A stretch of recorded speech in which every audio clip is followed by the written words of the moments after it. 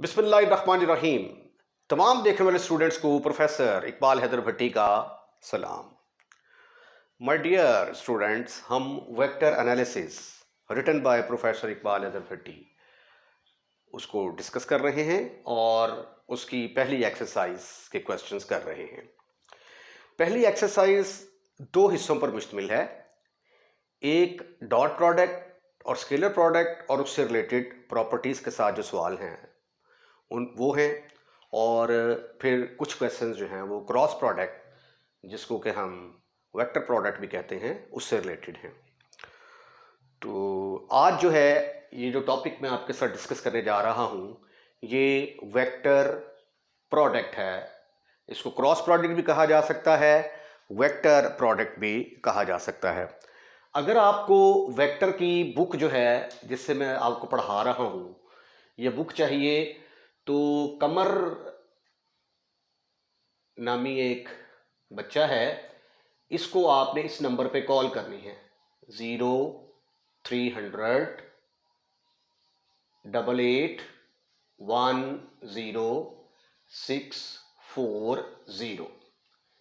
इसको आप फ़ोन करेंगे तो ये इजीली आपको मेथड बता देगा कि आपके पास मेरी बुक कैसे पहुंच सकती है।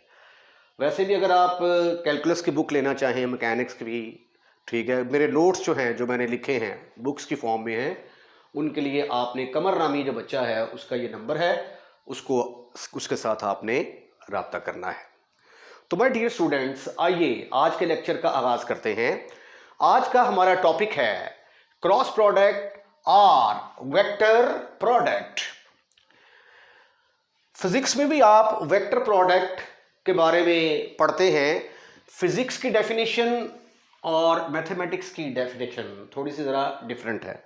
फिजिक्स में तो आप पढ़ते हैं ना कि अगर आपके पास ये दो वेक्टर हैं, ठीक है, इनको अगर आप मल्टीप्लाई करते हैं और मल्टीप्लाई करने के बाद जवाब वेक्टर आ जाता है तो उसको हम वेक्टर प्रोडक्ट कहते हैं। और अगर मल्टीप्लाई करने से जवाब स्केलर आ जाए तो उसको हम स्केलर प्रोडक्ट कहते हैं, ठीक है। और इसकी एग्जांपल जो है स्केलर प्रोडक्ट की, वो फोर्स इनटू डिस्प्लेसमेंट किसके बराबर होता है, वर्क डन। और इसकी जो है वेक्टर प्रोडक्ट की एग्जांपल जो है ये मोमेंट किसके बराबर होता है, आर क्रॉस एफ, राइट। ये स्मॉल आर इस्तेमाल होता है, आर क्रॉस एफ। मतलब फर्ज किया कि ये आपने किसी बॉडी के ऊपर फोर्स अप्लाई की है, बॉडी इस पॉइंट के गिर्द घूमता है, यहाँ पे एक पॉइंट लिया ए, इसको इससे मिला दिया, ये बन गया आर। तो एफ और आर की जो प्रोडक्ट है उसको हम कहते हैं कि ये मोमेंट है और वो आर क्रॉस एफ के बराबर आएगी। लेकिन ये डिस्कशन तब होती है जब सिर्फ वेक्टर्स की बात हो रही हो, राइट। लेकिन हम जो डिस्कस करने जा रहे हैं उसमें वेक्टर के कोऑर्डिनेट्स दिए होंगे। मतलब वेक्टर ऐसी शक्ल में नहीं दिया होगा, वेक्टर ऐसी शक्ल में होगा a is equal to a1i plus a2j plus a3k, और b इस तरह का होगा। यहां पे ऐसा केस नहीं है, यहां पे a और b को जनरली तौर पर डिस्कस किया जाता है। यहां पे जो मैं डिस्कशन करने जा रहा हूं उसके अंदर वेक्टर्स के कोऑर्डिनेट्स दिए होंगे। तो आइए डेफिनेशन लिखते हैं। The cross product of two vectors, the cross product of two vectors, दो वेक्टर कौन कौन से हैं। एक वेक्टर है हमारे पास, फर्ज कर लिया a is equal to a1i plus a2j plus a3k, और b वेक्टर है आपके पास b1i plus b2j plus b3k। The cross product of two vectors a and b, a and b is a vector quantity। इनकी cross product क्या होगी, vector quantity होगी। Is a vector quantity which is defined as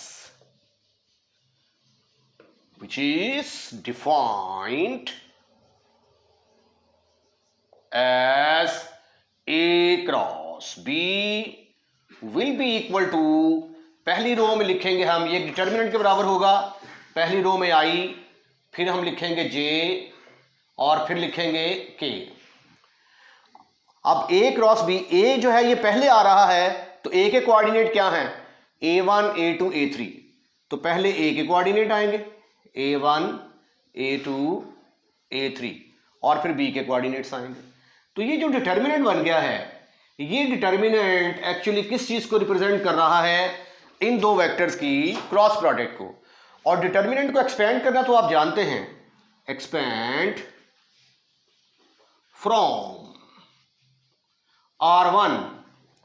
R1 से जब आप इसको expand करेंगे तो ये आ जाएगा I इंटू, ये कॉलम खत्म, ये रो खत्म, A2 B3 minus A3 B2, फिर आएगा माइनस J इंटू, ये कॉलम खत्म, ये रो खत्म, A1 B3 माइनस B3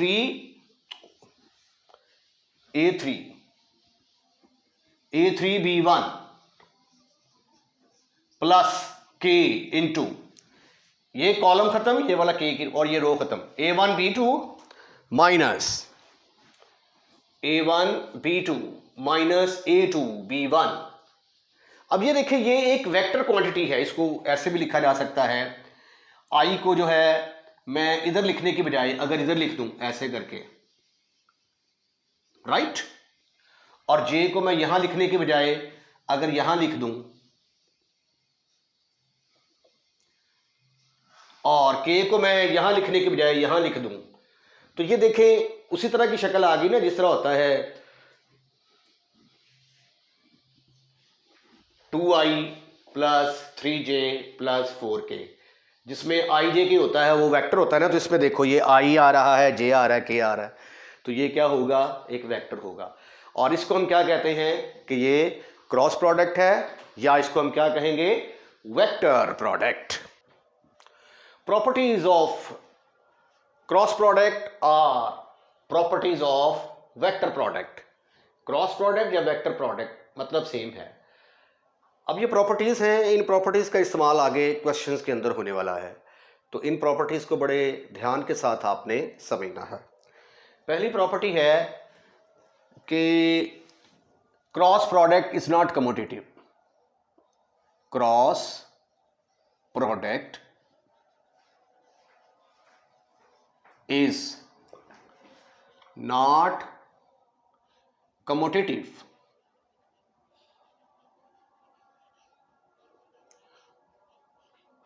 उसकी वजह क्या है? That is A cross B कभी भी बराबर नहीं हो सकता B क्रॉस A के, but there are some certain condition. हो सकता है दो वेक्टर इक्वल आ जाए, ठीक है, या कुछ और कंडीशंस हैं जिसमें ये बराबर हो सकता है। जनरली तौर पे A क्रॉस B और B क्रॉस A आपस में बराबर नहीं होते। ये देखिए जरा, इसका प्रूफ करते हैं। मैं ये सपोज कर लेता हूं कि वेक्टर A है मेरे पास, A1I plus A2J plus A3K, और B किसके बराबर होगा? B1I plus B2J plus B3K। A cross B हमने आज डिफाइन किया, cross product of two vectors किसके बराबर होती है? पहले हम पहली रो में I J K लिखेंगे, फिर A के कोऑर्डिनेट्स क्या हैं? A1 A2 A3, B के कोऑर्डिनेट B1 B2 B3। इसको जब आप एक्सपेंड करेंगे तो आंसर आया था A2 B3 minus A3 B2 minus A1 B3 minus A3 B1। उसके बाद फिर आएगा A1 B2 minus A2 B1। ये जो है हम साबित कर चुके हैं, ए क्रॉस बी इसके बराबर आएगा। ठीक है, अब जब हम बी क्रॉस ए की बात करते हैं, ठीक है, बी क्रॉस ए, तो हालात चेंज हो जाएंगे। ठीक है, अब क्या आएगा, अब आई जे के, पहले हम बी के कोऑर्डिनेट लिखेंगे, b1 b2 b3, और फिर हम लिखेंगे ए के कोऑर्डिनेट, क्योंकि अब बी पहले है और ए बाद में है। अब आप इसको एक्सपेंड करके देखें तो आंसर थोड़ा डिफरेंट आएगा। ये आ जाएगा b2 a3 minus a2 b3, साथ आ गया i, minus b1 a3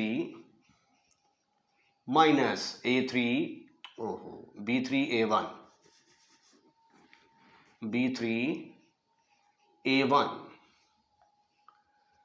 plus b1 a2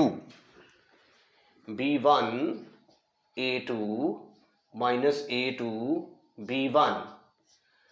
अब जब आप इसका कंपैरिजन करते हैं तो ये देखें, यहां पे जो a3 b2 वाली रकम है उसके साथ माइनस आ रहा है, यहां पे a3 b2 रकम वाली के साथ प्लस आ रहा है। ठीक है, तो इसका मतलब ये हुआ कि ये दोनों आपस में बराबर नहीं है।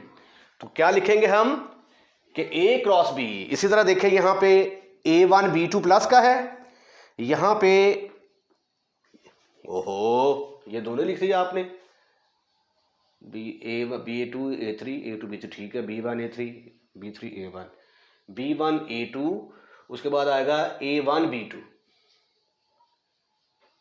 अब यहां पे देखें जरा, इसको जरा इसके साथ कंपैरिजन करें, ये b1 a2 यहां पे ये नेगेटिव है, यहां पे ये पॉजिटिव है, तो ये a1 b2 यहां पे नेगेटिव है, यहां पे पॉजिटिव है।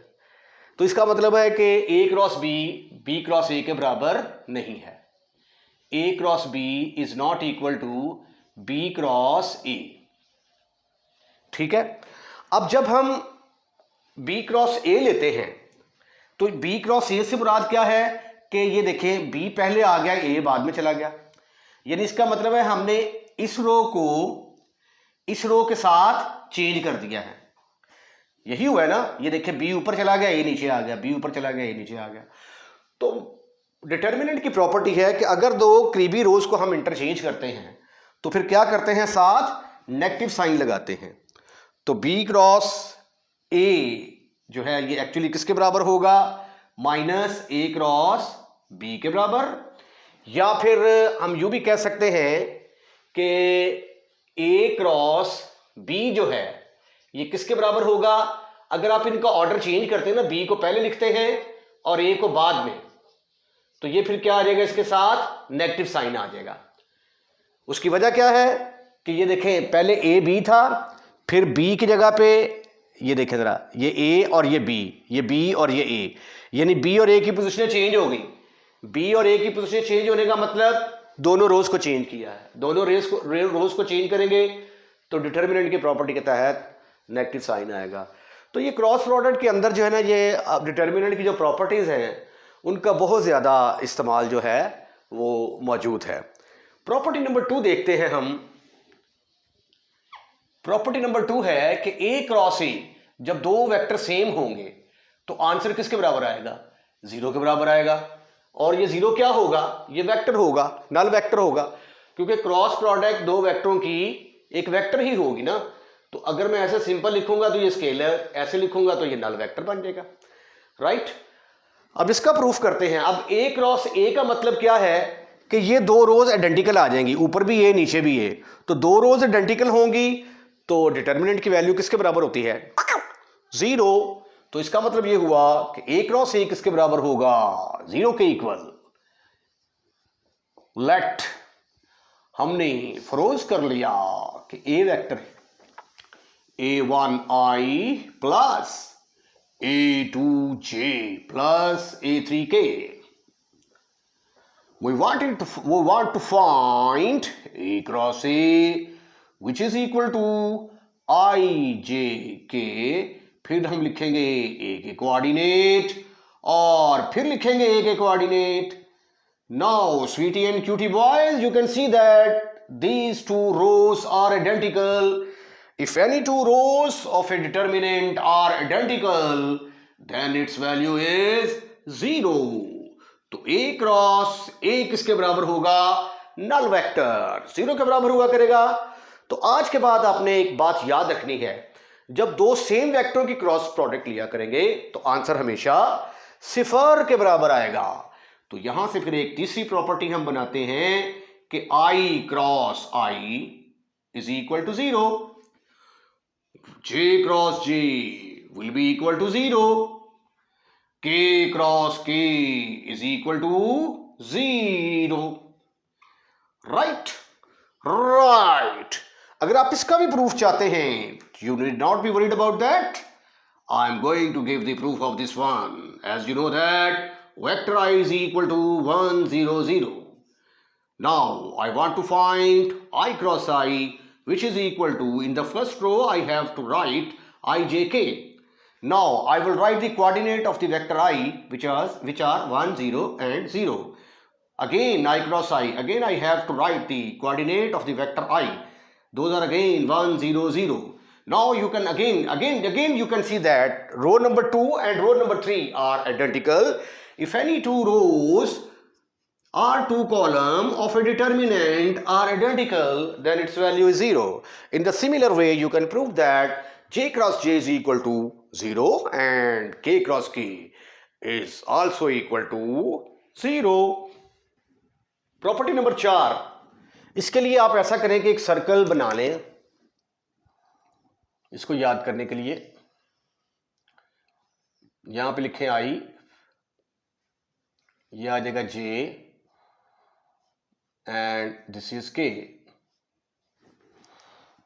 तो according to property number 4, I cross J को जब आप मल्टीप्लाई करते हैं, I क्रॉस J, तो उससे अगला वेक्टर क्या आ जाता है? I क्रॉस J के आगे आ जाता है K, तो that will be equal to K vector. उसके बाद फिर J को जब K से मल्टीप्लाई करते हैं, J क्रॉस K, तो आगे क्या आ जाता है? I। उसके बाद जब K क्रॉस I को मल्टीप्लाई करते हैं तो आगे क्या आ जाता है? J। ठीक है। और अगर आप इनकी डायरेक्शन उल्ट कर देते हैं, मसलन J क्रॉस I कर देते हैं, J क्रॉस I, तो ये माइनस K के बराबर आ जाएगा फिर, क्योंकि A क्रॉस B किसके बराबर होता है? Minus B cross A। तो जब इसको पहले और इसको बाद में लिखेंगे तो साइन चेंज हो जाएगा। इसी तरह K cross J will be equal to minus I और K cross I will be equal to I cross K, sorry, I cross K will be equal to minus J। ये देखिए, ये तो anti clockwise चल रहे हैं ना। ठीक है, अगर आप क्लॉकवाइज चलेंगे J क्रॉस I, ये देखिए J क्रॉस I, ठीक है, J क्रॉस I, अगर आप क्लॉकवाइज चलेंगे तो आगे क्या आया? K, तो माइनस लगा देंगे। अगर एंटी क्लॉकवाइज होगा, ठीक है, घड़ी ऊपर से ऐसे नीचे आती है ना, तो ये उल्टी डायरेक्शन में चल रहा है। अगर ये एंटी क्लॉकवाइज होगा तो प्लस में जवाब आएगा, अगर क्लॉकवाइज होगा तो answer will be in negative. आइए इसका छोटा सा प्रूफ है, इसको करने की कोशिश करते हैं। जैसा कि आप जानते हैं कि I बराबर होता है 1, 0, 0। पहला जो लेक्चर मैंने, पहला या दूसरा लेक्चर था जिसके अंदर मैंने यूनिट वेक्टर डिफाइन किए थे, वहां पे मैंने ये बताया था कि ये I वेक्टर जो है ये 1, 0, 0 और J 0, 1, 0, जबकि K वेक्टर किसके बराबर होता है? That is equal to 0, 0, 1। Sweetie and cutie boy, what do you want to prove? Now we shall show।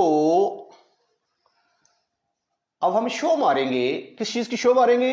कि I cross J is equal to K। Left hand side लीजिए आप, left hand side, that is I cross J is equal to, पहली row में आ गया IJ के, दूसरी रो में, पहली रो में तो IJ के आगे ना I क्रॉस J है ना, पहले I के कोऑर्डिनेट क्या है? 1, 0, 0 और J के कोऑर्डिनेट क्या है? 0, 1, 0। अब आप इसको जरा एक्सपेंड कर लें जी। एक्सपेंड करेंगे तो ये कॉलम खत्म, ये रो खत्म, सिफर माइनस जे इंटू ये कॉलम खत्म, ये रो खत्म, 1 इंटू 0 0 0 इंटू 0 ये भी 0 आ गया जी, प्लस के इंटू खत्म, ये कॉलम खत्म, ये रो खत्म, 1 minus 0 and after simplification what you will get, you will see that it is equal to k vector and which is your right hand side. अब मैं ये तो मैंने साबित कर दिया, तो मेरा ख्याल है ये साबित करने की जरूरत नहीं है, क्योंकि ये देखें जब हम ये कहते हैं कि a क्रॉस b जो है ये माइनस b क्रॉस a के बराबर होता है, तो फिर इसका मतलब है कि i क्रॉस j अगर k के बराबर है तो जब इसको पहले और इसको बाद में लिखेंगे तो आंसर विल बी माइनस के आ जाएगा। और अगर आप डिटेल के साथ करना चाहें तो फिर आप लेफ्ट हैंड साइड लेंगे, ठीक है, उसमें पहले जे को लिखेंगे, बाद में आई को लिखेंगे, फिर पहली रो में आ जाएगा आई जे के, दूसरी रो में आ जाएगा 0 1 0, तीसरी रो में आ जाएगा 1 0 0, इसको एक्सपेंड करोगे तो इंशाल्लाह अल्लाह ताला के फजल करम से आंसर माइनस के आ जाएगा। राइट। प्रॉपर्टी नंबर 5 है distributive law. Distributive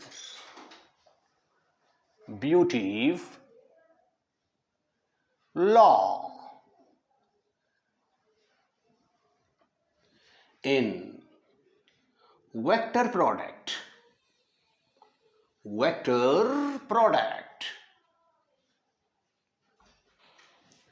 distributive law क्या है इन वेक्टर प्रोडक्ट?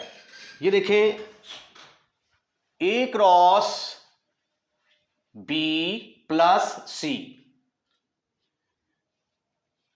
यहां पे आपको एक मल्टीप्लिकेशन नजर आ रही है ना, तो इसको लिखा जा सकता है a cross b plus a cross c। यहां पे एक मल्टीप्लिकेशन नजर आ रही थी, उस मल्टीप्लिकेशन को हमने दो मल्टीप्लिकेशन में डिस्ट्रीब्यूट कर दिया, एक में आया a क्रॉस b और एक में आया a cross c। This is called as distributive law in vector product. आइए अब हम इसका प्रूफ करने की कोशिश करते हैं। एक चीज जहन में रखनी है कि वेक्टर ये जो क्रॉस प्रोडक्ट है ये चूंकि है डिटर्मिनेंट के बराबर होता है, पहली रो में आई जे के आ जाता है, फिर पहले वेक्टर के कोऑर्डिनेट, फिर दूसरे वेक्टर के कोऑर्डिनेट, तो डिटर्मिनेंट बनता है, तो डिटर्मिनेंट की प्रॉपर्टीज का इस्तेमाल जो है वो बहुत ज्यादा होगा।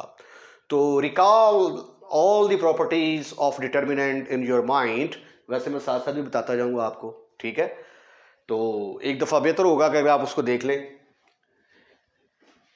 हम सपोज कर लेते हैं कि वेक्टर ए हमारे पास है a1i plus a2j plus a3k, b vector is equal to b1i plus b2j plus b3k, c vector is equal to c1i plus c2j plus c3k. Sweetie and cutie boy, look at the theorem. You have to prove a cross product of a cross b plus c is equal to this much. तो इसका मतलब ये हुआ कि मुझे b cross b plus c vector की जरूरत है, नॉट क्रॉस। तो b प्लस c वेक्टर की जरूरत है, तो मैं यहां से b प्लस c वेक्टर निकालता हूं। और एडिशन का तरीका तो आप जानते हैं, पहला पहले में ऐड होगा, चूंकि आई है साथ तो आई कॉमन आ जाएगा, फिर ये दोनों ऐड होंगे, जे कॉमन आ जाएगा, अरे वाह क्या बात है, plus b3 plus c3 into के। ठीक ठीक ठीक ठीक ठीक ठीक ठीक ठीक ठीक ठीक ठीक ठीक ठीक। अब हम क्या करेंगे कि हमने a cross b cross c निकालना है। Now we shall show, अब हम साबित करने वाले हैं कि a cross b plus c will be equal to a cross b plus a cross c। a cross b से मुराद पहली रो में i j के होगा, फिर दूसरी रो में a के कोऑर्डिनेट, तीसरी रो में b के कोऑर्डिनेट। इधर दूसरी रो में ए के कोऑर्डिनेट, तीसरी रो में सी के कोऑर्डिनेट। आइए स्वीटी एंड क्यूटी बॉयज, हम इसकी लेफ्ट हैंड साइड का इंतखाब करते हैं, that is A cross B plus C will be equal to, according to the definition of the cross product क्या किया जाएगा, पहली रो में हम लिखेंगे आई जे एंड के। पहली रो में आ गया आई जे एंड के। अब ए एक वेक्टर है, ए के कोऑर्डिनेट क्या है, a1 i a2 j a3 के, तो यहां पे फिर आएगा a1 a2 a3। उसके बाद दूसरा वेक्टर क्या है, b प्लस सी के कोऑर्डिनेट क्या है आपके पास, b1 प्लस c1, तो यहां पे फिर आएगा b1 plus c1, b2 plus c2, b3 plus c3। Right. अब यहां पे आगे डिटर्मिनेंट की प्रॉपर्टी का इस्तेमाल होने जा रहा है। डिटर्मिनेंट की एक प्रॉपर्टी हमने पढ़ी थी कि अगर हमारे पास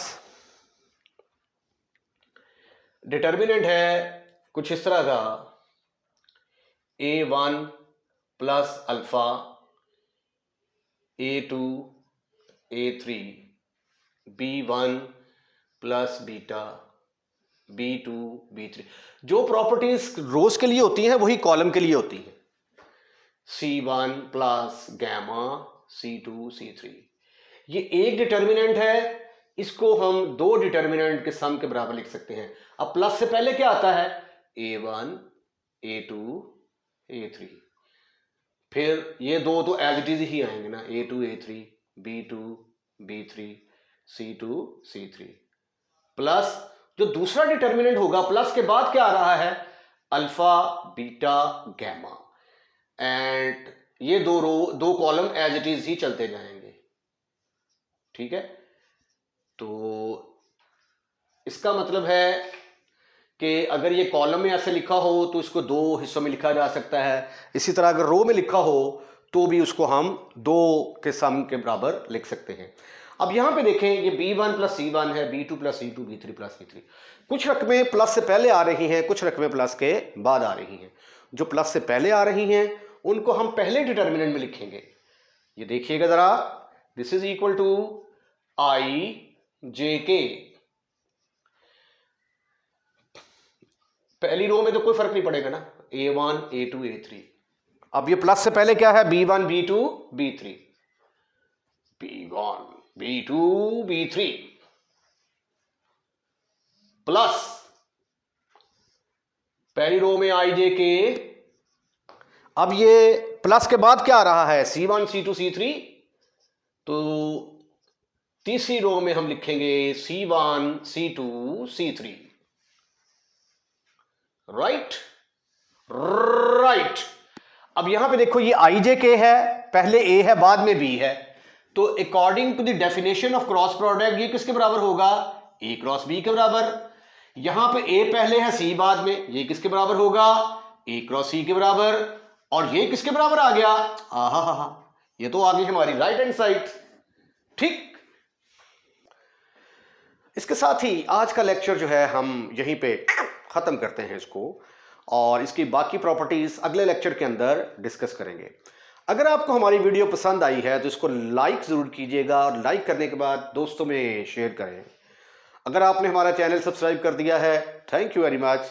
नहीं किया तो प्लीज़ सब्सक्राइब करें। क्या जाता है आपका, जस्ट आपने एक ऐसे उंगली पुश करनी है, फिंगर पुश करनी है सब्सक्राइब के ऊपर, चैनल सब्सक्राइब हो जाएगा। और अपने दोस्तों रिश्तेदारों को भी इन्वाइट करें कि वो हमारा चैनल सब्सक्राइब करें। अपना ख्याल रखिएगा। अल्लाह हाफिज़।